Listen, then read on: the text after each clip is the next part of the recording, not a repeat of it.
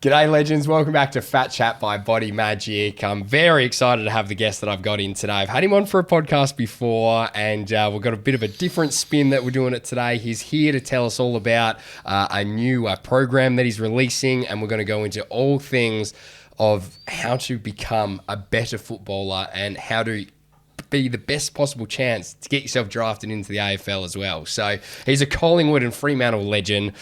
He's some of the stories that he did on the last podcast was such quality. You have to go back and listen to that episode. Please welcome Chris Mayne. Mate, welcome. Thanks for having me, mate. Good to be back. Round two. Yep. Super excited. Well, the first episode that we did, like I said, the stories that you told, oh my God, the amount of people that I have that have either listened and sent, messages in, or I've told the stories that my favourite was the Adam Goods, tagging Adam Goods in the first couple of games and Barry Hall just saying to you, take him to the cage and kill him. I've done a few chats post footy, and that's probably one of the ones I go to. And I think everyone thoroughly enjoys that. 18-year-old kid up against two giants of the game.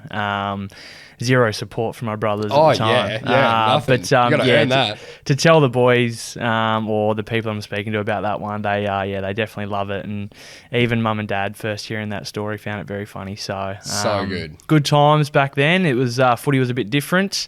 It was exciting to, I suppose, come up against champions. But when you had to go one-on-one with them, it was very, very daunting. So, absolutely. Exciting times of what footy can produce, but thank God I'm not doing that anymore. Definitely. So if you haven't heard that episode, go back and re-listen because it's so great. But what we've got you in here today to talk about, tell us a little bit about why you're here. You're launching the Mayne Academy, which is a school holiday program because you're a coach over at Trinity, which is a school here in Perth, and really taking your coaching level and career to the next level and really branching out. And I'm super excited to talk all about that, and particularly about the Mayne Academy because I'm going to be down helping out. Yes, yep. I've suppose got a hold of you and pulled you in a part of the program, which is really good.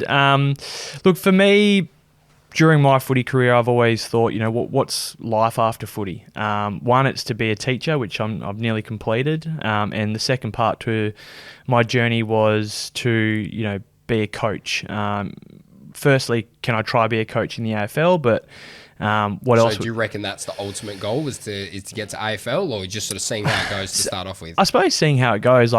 Originally it was yes, I wanted to be a senior coach. That was my idea. I want to go through the channels. I want to earn my way up and become a senior coach. I love the elite environment. And then post the footy, that kind of didn't unfold here in Perth. And I was like, well, I always wanted to be a part of a PSA school, be the director of footy, run the football program and be the head coach. So I'm doing that now at TC. And this year, we had a really good year as a football program, as a collective from year 7s all the way through to first 18.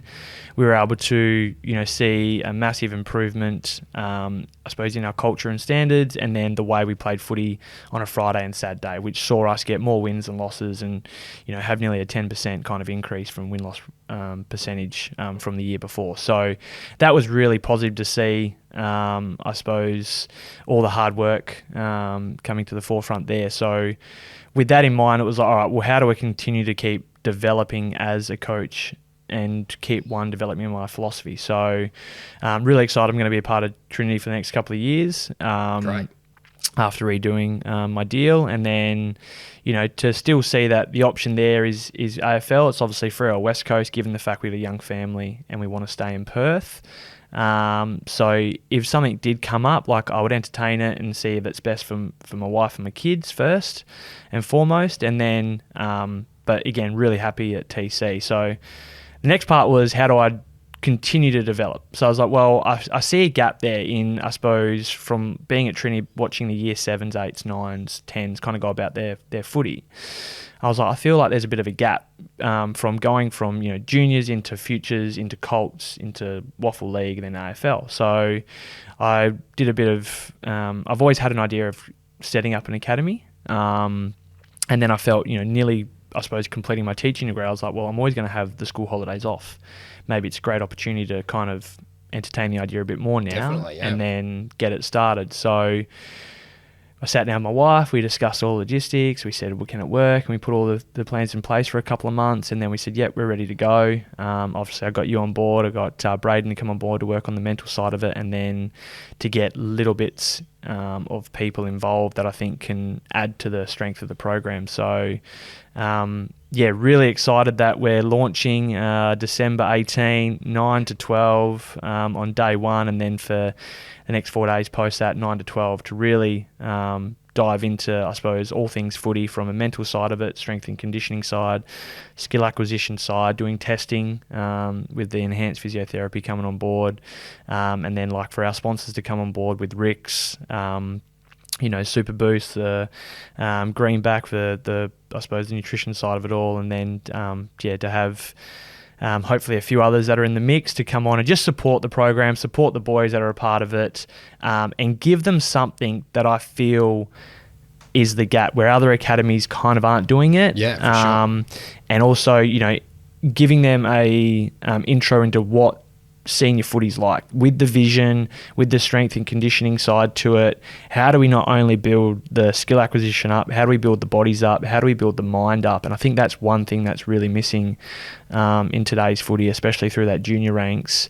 And then how do we kind of see where we are physically and mentally to then, all right, well, profiling going forward, and if you're going to stay a part of the Mayne Academy, that's how we can continue to build you as a player. Yep. Where it's not, you're not just rocking up for a weekend, having 1 to 2 hours of skills and then leaving. So this is a holistic approach to that, and then getting the right people to come down and have a chat, getting Colin Young from Corporate Sports to come and present about player management and recruiting and what it takes, and then getting some other people, some ex and current players, just to come down and talk about their journey and what they did to become really good footballers. And very close to having Michael Walters saying yep, he's good to go, and a few others that are just looking at their pre-season calendar and saying yep, I can come down for this date. So great. Super exciting. Some of the stuff you've got planned for it is so very different to other programs that are going around as well. And I think that not that I've been a professional footballer, but I work with a lot of professional footballers on various stages of their career, where it's maybe the young guys that are coming up in the draft to first year players, 3 and 4 years players, even older players. And it's so funny how you see the difference in just really what they've been exposed to in terms of stuff in the gym and strength and conditioning and the the wellness side of things, all the mindfulness work. It's just so funny how it's not funny, it's just interesting how much variation there is and all sorts of different things that they do, but it just comes from exposure and doing some of the bits and pieces and trying some of the exercises and putting a program together like what we're doing here. So I think it's going to be such a great program. It's just going to probably just kickstart somebody that is maybe doesn't quite know the direction where to go, and it just needs a little bit more structure. Will kickstart that journey into really making yourself an all-round better athlete. And really it does translate into every aspect of your life as well, in terms of the wellness side of things, discipline, feeling good, being healthy, regardless of if you end up making a career out of football. It's all very much linked into one. Biggest thing as well that from what you said then was that holistic approach. So being a part of the AFL system for 15 years, I saw a lot of talented players come in, then just get chewed up and spat out. So their work ethic or the mental application they had to, I suppose, their daily kind of activities, that was why I was like, well, we've got a lot of kids, especially at Trinity, that are coming through that even haven't touched the surface of, all right, what does it require from a physical component? What does it require from a mental component? They're just training and playing footy on a Friday and on a weekend for club. So, we already from a first 18 perspective, when you get to first 18 football, part of that squad, you don't play club footy because, one, your body can't handle 6 days a week with 1 day of rest. And knowing the kids at that age, that 1 day is not really rest. No, exactly. They're doing it's playing something. Yeah. So we're really trying to identify, well, how do we develop as as a player, and that's why, going into this academy, we've got players that are going to be in futures and in Colts that are really talented, but we're trying to give them the other aspects to it. Like when they're in the academy, it's not, you're not going to get smashed 5 days a week. You're going to learn some of these other things that are really going to benefit you. So that mental side, how do you, focus on your mindfulness, your breathing, your visualization, your imagery? How do you kind of center yourself through the week to make sure you get the right sleep? And not playing, video games to all hours of the morning, or not sitting up on your socials, and finding a way to actually get the required amount of sleep. Then how do you kind of work on your body and your physique? You don't have to be putting 160 kilos on your back, but you can start doing body weight work stuff with you. So, learning the key elements of how do we build the body, or how do we focus on pre-season running, pre-season gym, when should that start? So when these kids are doing these academies and they're playing a summer sport, they've just got that background knowledge, and they've educated themselves to pick and choose what's going to be best for them. Yeah, so they can get they'll get a journal, the Mayne Academy journal, and they'll be able to sit there when you're speaking to them. Sometimes they'll have an opportunity. All right, from what you just said, okay, we're going to go into these activities about building our plyometrics, building our speed up right now, and then when they go away, be like, you know what? Like some key elements or key things that you said, then write it down, journal it. Like the best players in the game have journaled. So having that, okay, well, I know this is what's going to benefit me. That was a really good bit of information I suppose I heard. I'm going to put it down. Sitting there with Braden, talking about, the mental application to the game, to, I suppose, life at the same time. Okay, so taking some key points there, putting it down, like working with me in the skill acquisition. One of the benefits, I suppose, of this the program that we're going to run is having the camera there to be able to video them through their training. Yeah. So once we've done all our training, I can go back over the night, go through all our boys that'll get a profile at the end, which will be a bit of a summary, some video clips on some key kind of personnel kind of like actions through biomechanics, or how they kind of go about their skills, cut it up so they can see a couple, and then part of it would be some really good strengths, some KPIs, then a bit of a section from you, a bit of a section from Braden, and really then put the whole thing together. Yep. So they've left the academy. One, they've had 5 days of hopefully fun. They've been engaged. They've learned a lot over the course of the program, and then they're taking something away with them. Going, all right, so this is where it started for me. I know we're going to be coming into pre-season footy. These are some elements to work on, and then when we start up the next phase of the academy, because looking how I'm going to run it through a year, it'll kind of be 5 phases for that 1 year. With all the holidays, the next phase will be the April holidays, academy starting up again.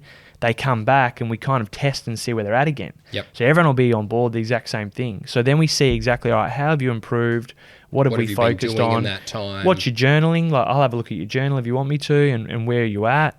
And hopefully we're seeing this progression. So when they get into futures, get into Colts, they've started to build this, I suppose, all-round kind of football mentality that focus on all those skills, especially if they've got a passion and aspiration to play the highest level of footy they can possibly play. Then when they're stepping into those programs, they're not coming in without doing any mental work. They're not coming in without doing any strength and conditioning. They're coming in hopefully a bit more well-rounded. So then when it comes to, I suppose, the really talented, they've built this work ethic that kind of, I suppose, passes the really talented. And I could say that personally for myself. Like, I didn't feel like I was the most talented person in my team, but I worked harder than a lot of others. I made more sacrifices. That's how, and especially later in my career, that's how I found to always fight and get a spot, on the bus to make sure I was a part of that team. Did what it took. So I didn't have that work mentality of like, oh, I'm really skillful, I'm not going to worry about everything else. It's like, no, work my backside off, train really hard, make sacrifices, do what it takes, and be dedicated to forge out a really long career. So,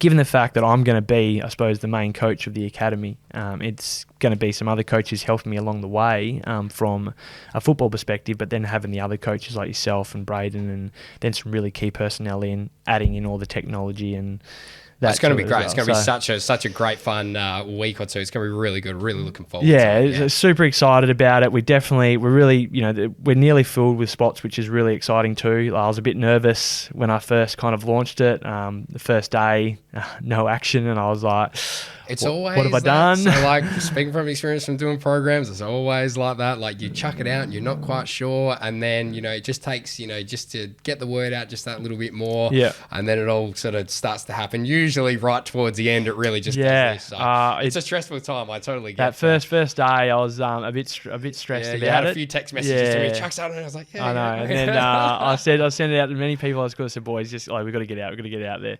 But then post that, like, been very overwhelmed with the support from the families and the kids that I think, not only from Trinity, but from the community that I suppose trust my character that I've built over the journey and what I've done at Trinity. And then I suppose how I conduct myself to say, yep, we really want to send our boy or our girl there to go and learn from you and your team, and then hopefully give them the best opportunity to chase their dreams. So definitely feel very overwhelmed that we've had a lot of support. We're nearly full, which is exciting. How can they sign up?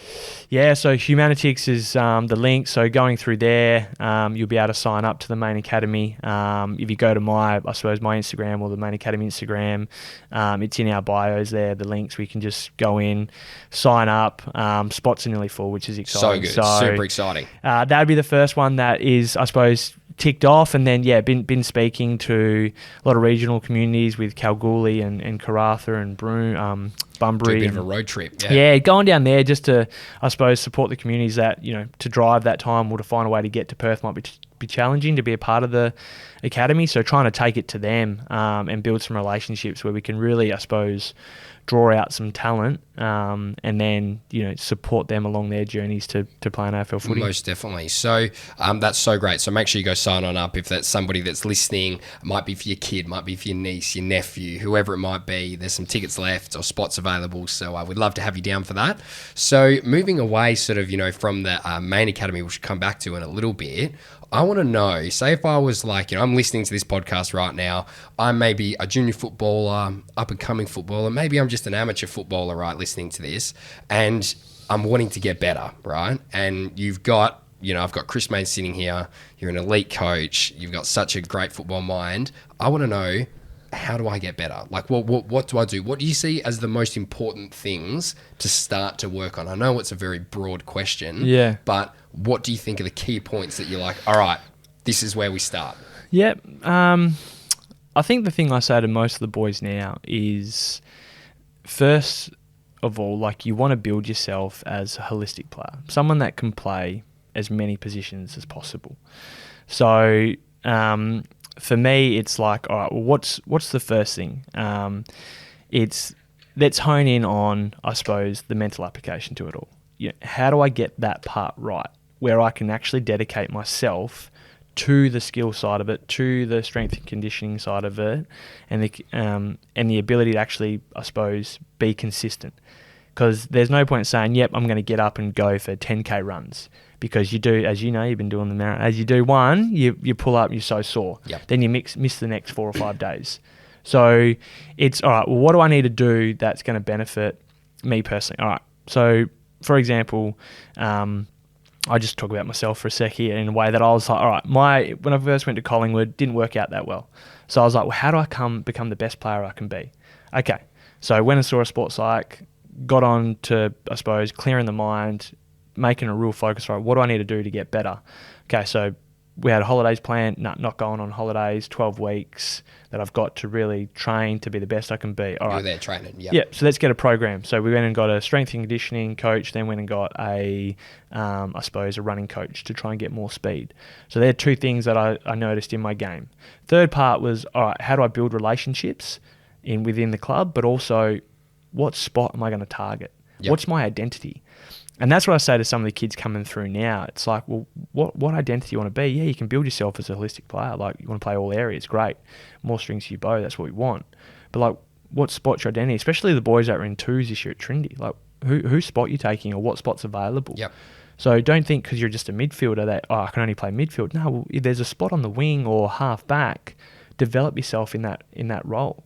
So when you're going through and you might find yourself at Futures, Colts, amateurs, whatever, yeah. Ammos, even league, Resi's footy, like, all right, well, this is where I'm playing at this point of time, but I see myself playing there. All right, well, how do I develop myself then?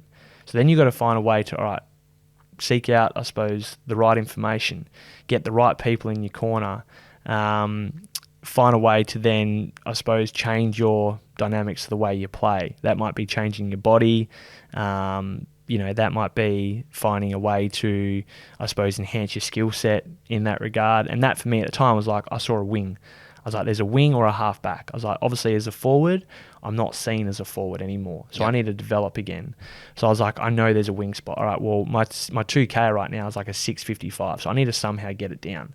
So I ended up dropping it down to, I think, like a 635. So that was really good for me because I'm not really a long distance runner. Yep. I'm more just repeat speed, just chug away, keep going, be fast in anticipation so I can be there before my opponent gets there, read the game a bit better. So I did that. Then the second part was like, all right, well, how do I drop a bit of weight to be able to cover the ground then? So I changed my diet, changed a lot of other things to the way I prepared through the week, became more professional, more disciplined, made more sacrifices. And those things might be like hard listening, being like, oh, far out, like you got to give up so much or you got to be so dedicated. But I suppose it's how much you want it. So, if I'm a 15, 16-year-old and I look back on me, like, yep, I ate junk food and I did all those things. But I reckon if I wished I could go back a bit, it'd be like, well, how do I just minimize it? So I'm not just sitting up, to all hours playing games. And I reckon if I went back over my journey, like I would have been able to, like, especially through my junior footy. Hindsight is a beautiful thing, though. You go, I know. I wish I know it all. I wish I could. I wish I could have done that and done this. But it's also what I find. It's also like part of the development as well, and that's why that you are the coach that you are now. Why you were able to make those changes later on down the track. Because if like you kind of don't go through these little experiences, whether it was a good experience or maybe something that could have been worked on in terms of habits and your training habits and your diet, whatever it is. You can't then make, make the changes without going through that. So. And I reckon I agree with that so much because I've seen some players come through that were completely opposite. Like they were extremely anal the way they've been about their footy. And I felt that was a bit too far. Because I was like, where's your break in all this? Like, where are you having that moment to relax and indulge and chill out? And I think that's where I just focus on this mental side of the game. Like, strength and conditioning is so important, and I learnt that through my journey, especially later in my career. How do I get my body right? If I get my body right, especially to 90% before preseason started, then I'll find that last 10% to be cherry ripe before round one. Absolutely, yeah. So I learned that. It's funny how much it improves the whole year as well. Like, back end of the year, if you've been in good nick, you've been keeping everything, strong, healthy, even before the proper preseason starts, how much of a difference that makes the back end with injuries and everything. Made a huge difference in my later part of my career. The work I did in the off season, and I was pretty, I suppose. Who did you work with in the off season? So when I was in Melbourne, I had that year off. My first year was the toughest year, and even when I was here, it wasn't that I worked with anyone. I normally trained by myself. I love to just stick the yeah, you are. You're a solo guy. Yeah, I'm 5'30". Solo psychopath. Yeah, 5'30". Well, it started in 15. We went to New York because my wife still, when I first met her, she still had some contracts to do in New York. So we went back there, and I found a place in Soho down on the water there where where it was like a bit of a, I suppose, gridiron oval / baseball, and they trained at 6, and the place opened at 5:30. So I was like, well, there's nowhere else to kind of do it during the day, so I better get there early. Yeah, so I used to get up at 5, walk down there, start my kind of drilling, ready to go. So when 5:30 and the gates opened, and the security guard got to know my name over the 8 weeks. Yeah. But, when the gates opened, went straight in and just punched out like either it was 100s or 150s or the one lappers of the kind of square oval, and just punched it out. So it was like 30 minutes of pure running, no real rest in between. So when they were about to come on, I was kind of finishing, and I'd start kicking a gridiron ball like through a footy. Yeah, like a footy through the sticks. And some of the I suppose the high school students or whatever they were would come over and just I suppose they're a bit intrigued on how I was kicking all these snaps and torps and droppies and stuff, and they had a go and built some, I suppose, had a bit of a laugh with a few of the boys and stuff. Sick. But did all my running there, and I just learnt from that moment, because normally from there I'd go back home, I'd get Brit, we'd then go do Soul Cycle, and smash out a good 45 minutes to an hour there. Then I'd go to Equinox Gym, punch out a good gym session. And then once that was done, it was like 8:30. And I was like, sweet, like my whole day is for me. So I kind of learnt that from, meeting Britt, like that work ethic from the morning was real key. Get started, get it done, and then you got the rest of the day to yourself. So coming into working at when I got to Freo and things had to change for me, I just ended up just getting a personal trainer and a running coach. Just anyone that I felt had, I suppose, expertise, but I got Bowden Babajak over there and Dom Trimboli, who were my running coaches, and they really changed my speed. I was able to become a lot faster over the 20 and 40, and just my agility in that. And that was noticed when I came back to the next season. Yep. I remember Buck saying to me, he goes, "Oh, geez, you look like you've trimmed down and you're running really well." Because you definitely were a lot trimmer Collingwood days versus when you were at Fremantle. Hey? Yeah, Freo, obviously my diet fluctuated. I'd go from an 84 to a 90 pretty quickly. Yep. Played a different position. I was like the second target behind Pav. Yeah, more powerful in that position, like more, just like you said, sprints up and down, just keep that going rather than having to continuously chase the ball the whole game. And then end up dropping down and sat at 84, and I didn't fluctuate, so I stayed at 84. I was lifting, I suppose, heavier than I was prior, so I didn't lose that. But I was just more consistent, I suppose, in my diet, and then my training became the same, more consistent, and I was able to, punch out another 5 years post that, which I was really proud about, and obviously had 2 cracks at the ultimate. So I just think for anyone, and like you said, you could be a league waffle player, you can even be a young AFL player. Like, I think the best thing to do first and foremost is, one, work on the mental side of it. The game is so challenging without, I suppose, adding in all the stresses of life, whether that's financial, partner, family. Like, there's a lot of issues that we come up against. Resilience, not being selected, playing in the twos. So there's a lot of challenges that you're going to face. So working on the mental side first. Find someone you trust, whether it's a sports psych or a close friend, your family member. What do you do in that space?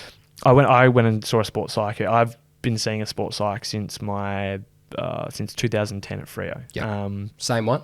No, different. So I saw Kim Mercer at Freo. She really was great for me to help me with, I suppose, my goal kicking and I suppose my anxiety in front of goals. Yep. And that's where I got a lot better. And then I saw Jackie Lauder at Collingwood, who's there now at the Pies, and obviously has had a massive impact on the group. She's incredible. So whenever I have some issues now, I still speak to her. Whenever I feel like I've got some young athletes that need some support, I pass her details on. They're professionals in their field for a reason, and they can just help align you. So sometimes it could be an event that you just need to get off your chest. Sometimes it could just be, you're struggling to find a way to build relationships, gives helpful tools. Other things could just be like, confining in someone or getting areas to how do I kind of improve. And then the other part is actually being strategic, like visualization, imagery, mindfulness, like focusing on how do I become a better player. So that, I think, is a massive key. Definitely. Then you get the strength and conditioning, like you said earlier. Do the work, because doing the work is going to set you up for later in the season. And then the skill acquisition of that component, like if you're like a 12, 13-year-old, and we've got a lot coming into the academy, like we're really going to hone in on the basic fundamentals of footy. And then kind of have a bit of like a traffic light system. Like green is all stationary stuff, yellow on the move, orange pressured, and then red is like pressured and decision making.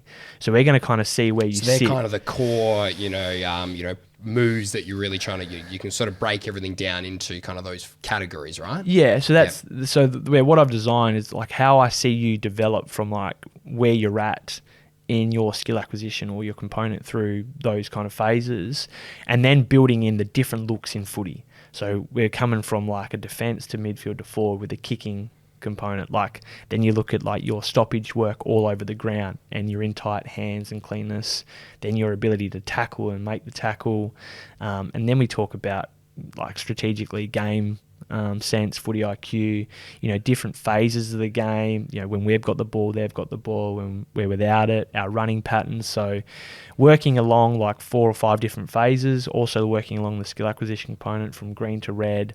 And I think that's where you can kind of improve. So if you're assessing yourself, assess yourself in those areas, like, all right, where am I at? And then how do I continue to develop? Because a lot of times I see, especially at with our boys is like we rock up to training, we just start doing this basic kick to kick. And I think, you see it in the AFL, but I think they're starting to, depending on what club you're at, they start to do different things too. When I first got to the AFL, it was like you just go out there, grab a footy and kick to a mate.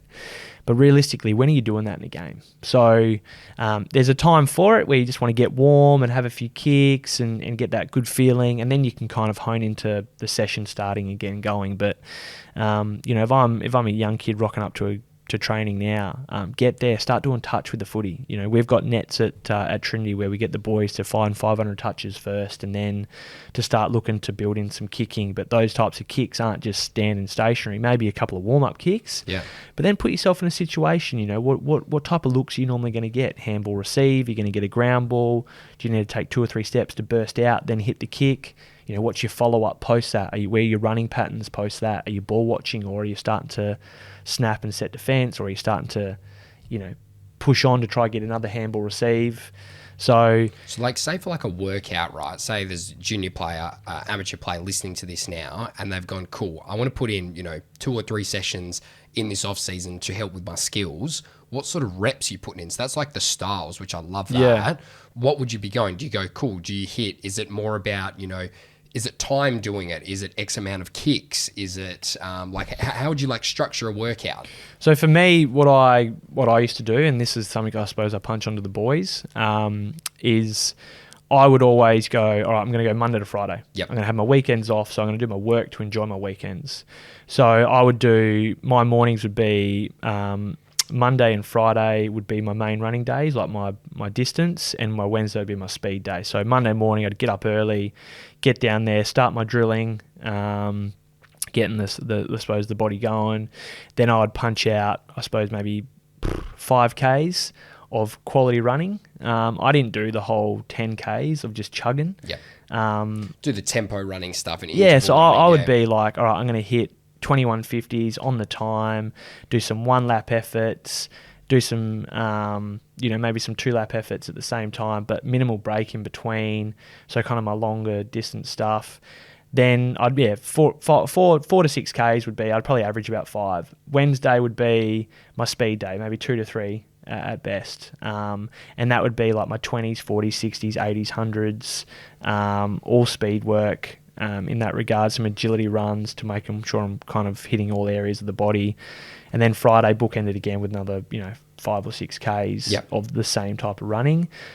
After my run, I'd probably go home because I'd do all my gym stuff there, or I'd go to a gym that's close by, punch out my legs, all my leg work that I wanted to do and tick off. Home, shower, done by 7:38, then into the day. And then I would, on a Tuesday, Thursday, I would combat that with uppers and a cross-training session. So whether that was, on the bike or swimming or on the cross-trainer, that would be my Thursday, Tuesday, Thursday. That was pure strength and conditioning. So on top of that, I would also have a footy where I would, I obviously purchased a net, which I could do a rebound net, do 400 or 500 touches on the net. I'd then use that to get it, burst out around a cone, kick it through the goals, or try and hit the goalpost as like I'm kicking to someone. Yep. I'd punch out maybe 20 each side on each leg, and I would extend that out from 15, 30, 50 metres. I can't really kick 50, so I kind of just pull my head in a bit there. But also I wanted to make sure that when I'm coming back to training, I'm not going to get the DOMS effect from starting up kicking again. Yeah, I think it's such a common one that I've actually heard lots of people talk about, but Bryce Cotton in particular, he says that his main conditioning was making sure his intensity when he's doing any skills drills is up as high as he possibly can and making it as game-like as possible. Yep. And that's how he feels he gets his most conditioning. And it translates so much better into a game then because you've been doing it at the right intensity. Yeah. And like you said, actually doing moves in the same way, in the same speed and everything as what's going to translate into being in a game situation. Yep. So you actually get the full benefit out of doing those drills. Yep. So I think that's what benefited me. And like if you've got some boys that want to jump in with you, even better, because then you just start thinking about, I suppose, the things I spoke about before. You get maybe 2 or 3 of yous together, you do your running session, and then at the end of the running session, you then have the kick and move. And you focus on those types of kicks. So like D50 exit kicks, forward 50 entries, kicks that are really important in the game, not just standing there just kicking the footy back and forth. And we would do consistent reps, handball receives, hitting up the target, building in a bit of pressure behind that to work at that intensity. So when we did rock up to training, it was all about that mentality of like, all right, I've done the work, I can trust that I'm ready to go, but also in the back of my mind, I'm like, have I done more work than someone else? Am I pushing them out of their spot? And am I looking better right now than they are because they weren't willing to do the work? So that was the mentality that I had. So you can I suppose you can transform your session however you want. And I think when we get the boys at the academy, we will help them with a plan going away of like, this is what your week could look like. This is the type of kicks you want to do from what we've seen. You want to focus on these kicks, or we want to focus on being more clean. So you need to find a way to get a certain amount of touches. And that's all from our 11 and 12-year-olds really focusing on just the basics. This is what we're going to go away with. To our 13s, 14s, this is the development. Our 15s, 16s going to that futures Colts era. This is like what we need to hone in on. And then hopefully we start to see the progression the next time we see them, and I suppose hear their feedback. This has worked really well for us. But the biggest thing I've always said to the athletes and the players is like, you got to do what works for you as well. Like, we can give you this information, but you got to have that ability to tinker with it to go, nah, this works for me. Exactly, yep. Or I know this will be better for me, or I'll set it up where I do my kicking earlier and then I'll punch out my running and all those different elements of the game. Absolutely. So on that point as well, it was something I had written down for you too. So one of the things that I always come up with when I'm coaching people, whether it's like a weight loss client or if it's an elite person or whoever it is there's always going to be like little adversities that comes up, right? Whether it's an injury thing, whether it's family stuff, whether it's work, whatever it might be, there's always these things that pop up. Is there a time in your career that you had to face some real adversity? Things maybe didn't go as per planned, and what were kind of the steps that you put in place to get yourself better or get yourself back to the place that you needed to be in terms of that structured, routine-based, doing all the little bits and pieces that you needed to do? Is there a time that like you can really think of? Well, I had a lot of... I definitely had some challenges with injury through my career. I think my first year, I was able to play a lot of games. Then my second year, I had stress fractures in both my shins. Again, it comes probably back to the professionalism. Like, I thought I was professional back then. Yeah. But, as you said, you learn a lot of things through your career. And I realised towards the end of my career, geez, I wasn't professional. Like, the things I did, it was still causing, I suppose, loading in those areas. If I just was like... but again, being young, naive, kind of want to still be a part of it, bit of FOMO. Of course. So you don't learn as much. But yeah, dealing with injury is a challenge, and because we've got to understand, being a part of a contact sport, injury is going to come. It's going to happen. And even to the point, Stephen Hill, one of the best players I've seen play the game, barely missed a game in his first 200, I think. Got to 200, then for 4 years there, just couldn't get back on the park. Injury. So it can become really mentally challenging and draining. So, like I said, you need to have a really good mental, I suppose, whether it's program or coach or something in place, whether it's someone you're speaking to or you're learning from, but something in place that allows you to work on your mindfulness, your visualization, your imagery. Find a way to get that dopamine, that good feeling into your body, like that happiness where you're just like, all right, well, I know for a fact here that I'm working on my mental application, my body, and I'm not stressing too much about what I'm missing because I know it's going to come when I can get this right. So I think for me, especially when I was injured, it's like, all right, if I'm injured, what do I got to do?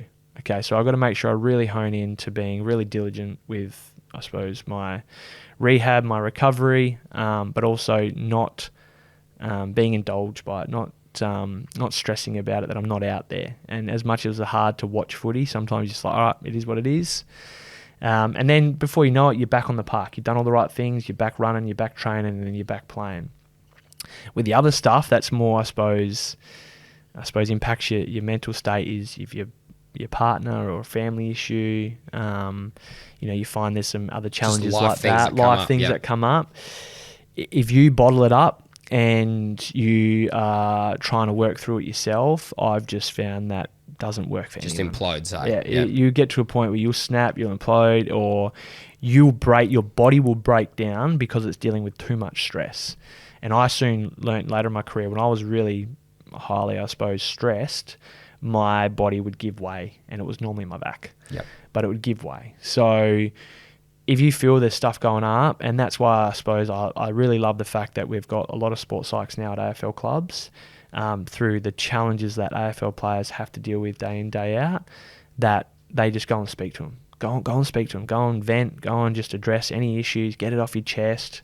Sometimes it can be really tough talking to a family member or a teammate. So having someone that you can confide in, that you know whatever you say stays with them, and it's their profession, is amazing. And we've got some psychologists at the school now at Trinity, which I think do a terrific job. Yeah, and we've had some of our footy boys just go and speak to them, and they've been able to help guide them in, I suppose, coming to speak to me about the issue. And I just go away with them. We just go have a chat. And I'm more thankful that they had the courage just to come and have a chat with me, because what they're chatting with me about is so minute. And I suppose I was able to help them be like, there is no stress here whatsoever. No issue. Like, you got a full 100% support in that regard, where they were probably not thinking that. Yeah. And if they didn't go and see that person, it wouldn't have started the process. Yeah. Yep. And they would have carried on, and it would have got to a point where you're like, what's happening? And I think that's probably a trait of a really good coach, is that they're able to pick up on, I suppose, body language and, emotional intelligence. And communicate it as well. Yep. And communicate and not only be with your best 5 players all the time, but to be able to address your whole squad of 40.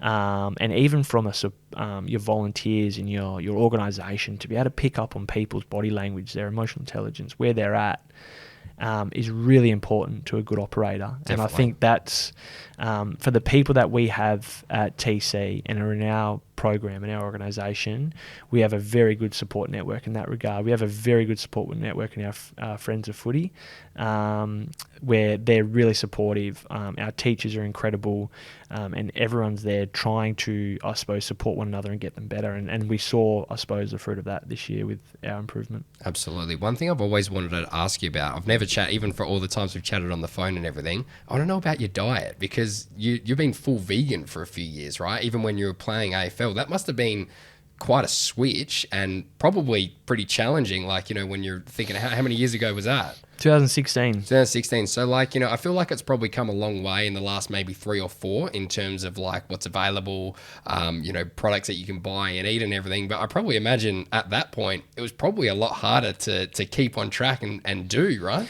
Yeah, so we made the decision. So how come you came to that decision? My wife and her folks, I suppose,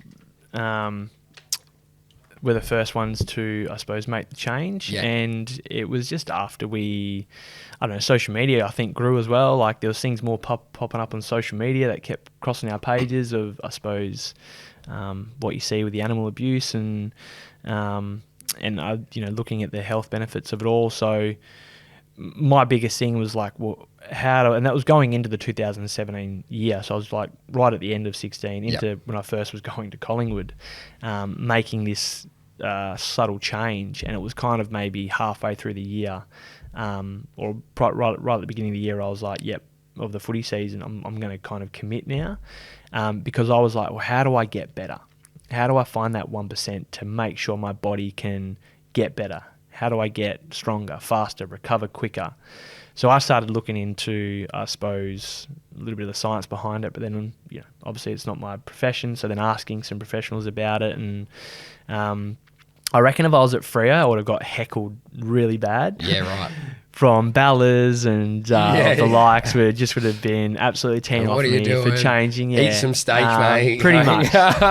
He would have said, I reckon whenever he sees you now, he still says it to me. But the Collingwood was completely different.